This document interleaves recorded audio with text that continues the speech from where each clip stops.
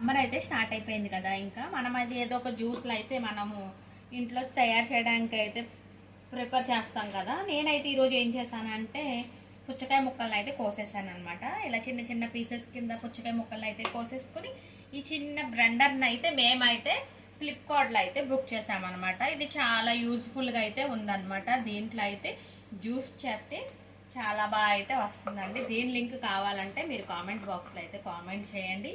నేనైతే లింక్ అయితే ప్రొవైడ్ చేస్తాను. చూడండి, బ్లెండర్ అయితే మనకి చాలా యూజ్ అవుతుంది అనమాట. చిన్న చిన్న పీసెస్ కింద ఏ ఫ్రూట్స్ అయినా సరే స్మాల్ పీసెస్ కింద కొంచెం కొంచెం క్వాంటిటీ వేస్తే జ్యూస్ అయితే చాలా బాగా చేస్తుంది అనమాట.